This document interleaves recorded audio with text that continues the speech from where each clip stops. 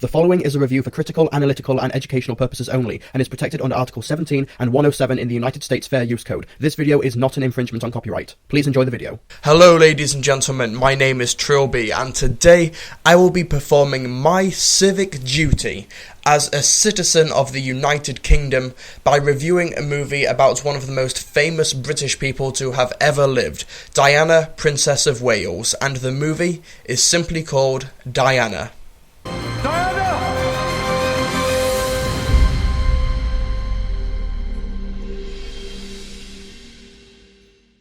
Now, Diana comes to us courtesy of German film director Oliver Hirschbiegel, I may be pronouncing that wrong, who has a very impressive pedigree behind him.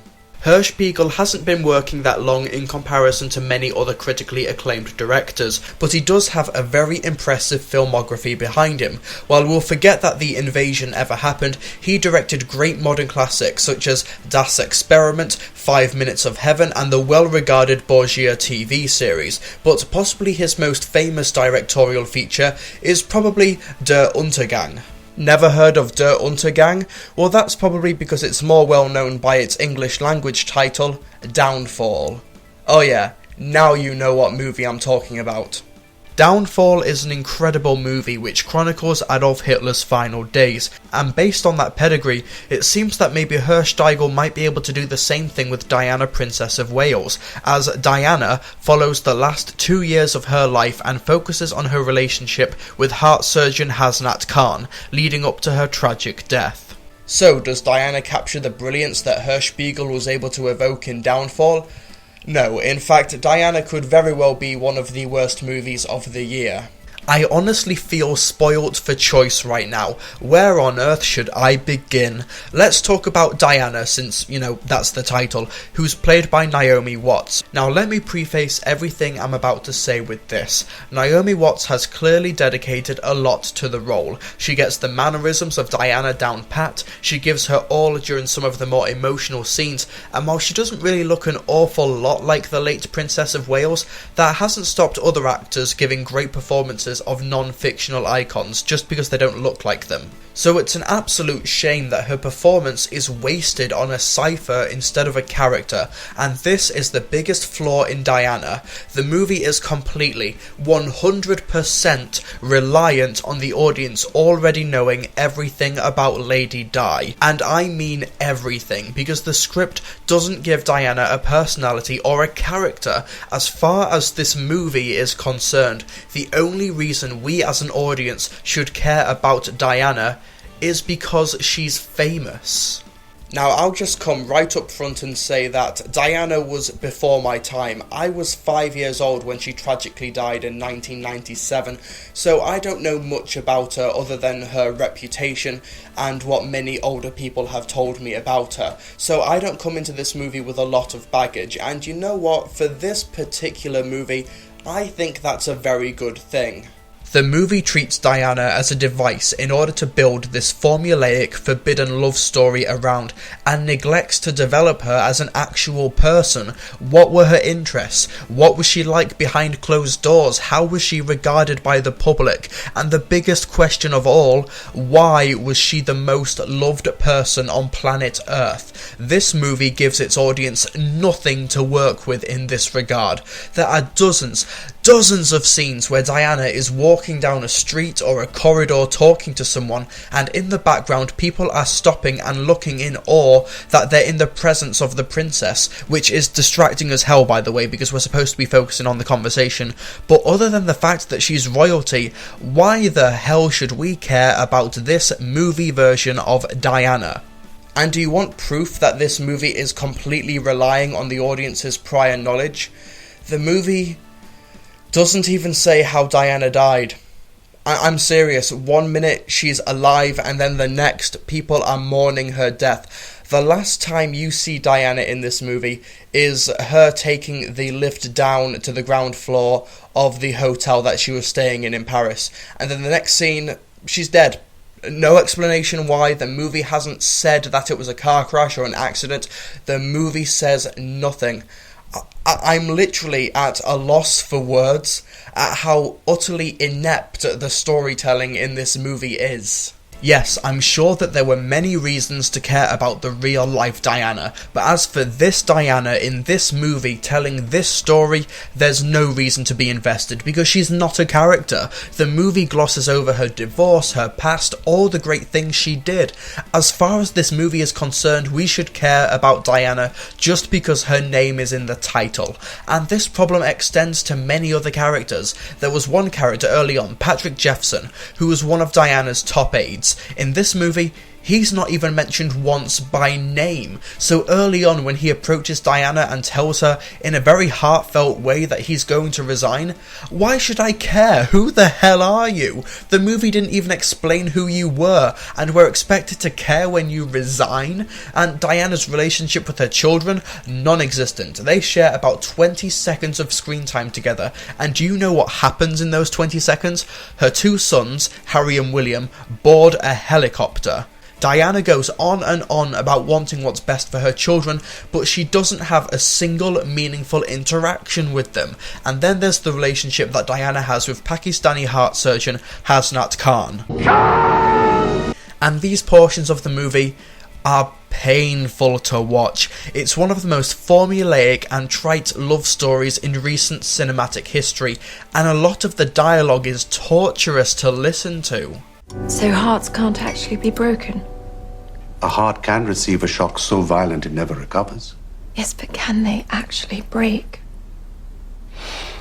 My colleagues might disagree, but I believe, for instance, that Maria Callas died of a broken heart. You don't like my food? Oh, no, it's lovely. You're obviously a very accomplished cook. Come on. What kind of food do you really like? You couldn't make me a hamburger, could you? I'm not sure you can actually make hamburgers. Oh dear. I could send out for one.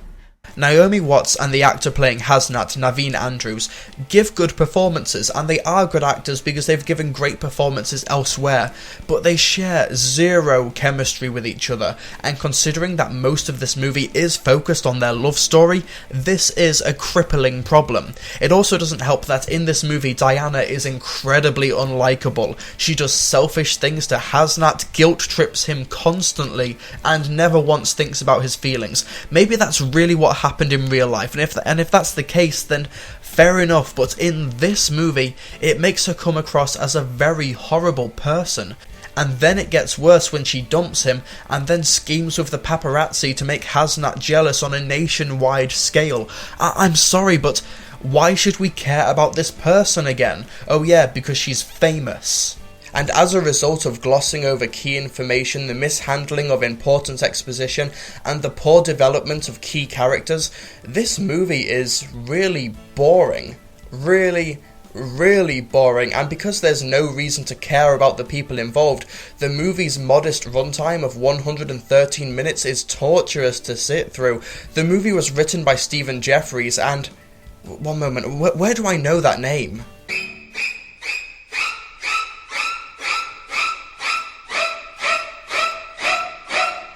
Diana seems to only exist in order to tell this forbidden love story, as opposed to really using what we've learnt about Diana's life in order to inform or educate people in society. Case in point, the real-life Titanic is a story about hubris. We were so confident and so proud of our technological achievements that we didn't think to bring enough lifeboats. James Cameron's Titanic, on the other hand, is a love story that is set on a ship that happens to share the same name as a real-life ship.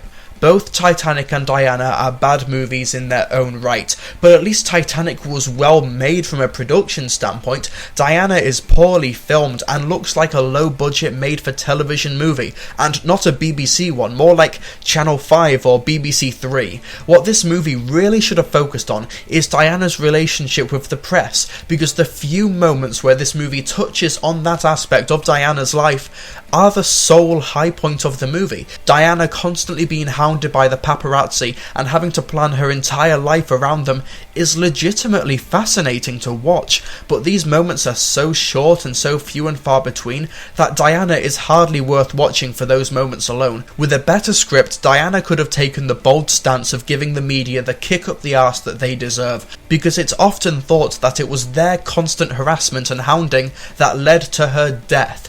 Sure, it would be controversial, and people could argue against that by saying that it wasn't the paparazzi who caused the accident, but it would at least show that the creators have a backbone and something to say about Diana's life. The movie we're left with is just spineless, trite, and so poorly conceived in almost every facet. Okay, now let's not waste any more time on this movie, let's just wrap things up. Diana is one of those rare movies that doesn't work on any conceivable level because of the sheer ineptitude of the production. The acting is okay for the most part, but the drama isn't the least bit credible. The story doesn't justify being told, the dialogue is horrid, it's poorly done with a lazy episodic structure that doesn't develop anything within the screenplay, and its biggest flaw is its complete lack of effort with the source material. Diana is not an autonomous movie because it's relying on the audience to bring in their own emotional baggage. The emotions in Diana are not self-sustaining because they don't even attempt to make this movie version of Diana a character, or even remotely appealing. In fact, by the end they turn her into a very unlikable person. If this was just a movie about a fictional character in the monarchy trying to find love, then it would still suck. But the fact that they've crowbarred in Princess Diana into this movie is just in horrible taste. The movie would be hysterically pathetic if it wasn't so disgustingly banal. Diana gets half a star out of 5. You know what? I'm really glad that this movie has been so poorly received, especially at the UK box office. I do the UK box office every week on my Facebook page, and this was last weekend's. And as you can see at the bottom, Diana barely made it into the top 5. It was behind Rush, Insidious Chapter 2, White House Down, About Time, and those 4 movies have already had a few weeks at the box office. So Diana had a very pretty poor showing in its debut week. It kind of proves something in the fact that the UK really want to see a movie about Diana because they can't get enough of Diana. They love Diana. But the movie's poor showing at the box office proves that we don't just want to see a movie about Diana, we want to see a good one. So that means that my faith in the average moviegoer has been restored. Slightly. Now that's all from me. Yeah, like I said, I do news and box office on my Facebook page, so be sure to like my Facebook page, Trilbee Reviews. Be sure to follow me on Twitter at Trilbee Reviews. Be sure to like this video because it really helps me out, and be sure to share it around, comment and subscribe. I shall see you guys next time. Dem Feind gelungen, die Front in breiter Formation zu durchbrechen. Im Süden hat der Gegner Zossen genommen und stößt auf Stahnsdorf vor. Mit dem Angriff Steiners wird das alles in Ordnung kommen. Mein Führer, Steiner konnte nicht genügend Kräfte für einen Angriff massieren. Der Angriff Steiner ist nicht erfolgt.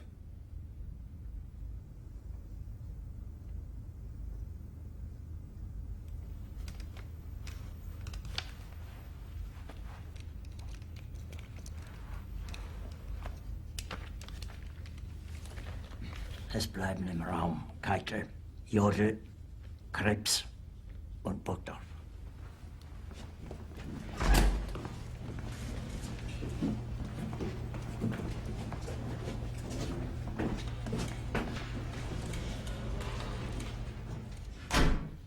Das war ein Befehl!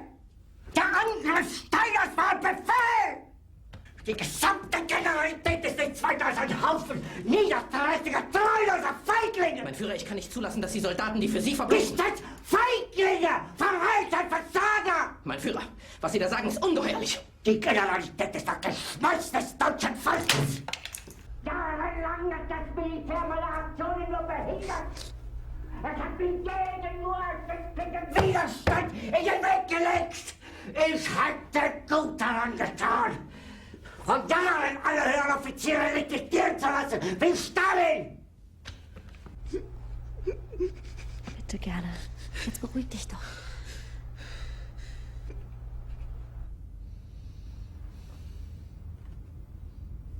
Felsen in den Wind gesprochen.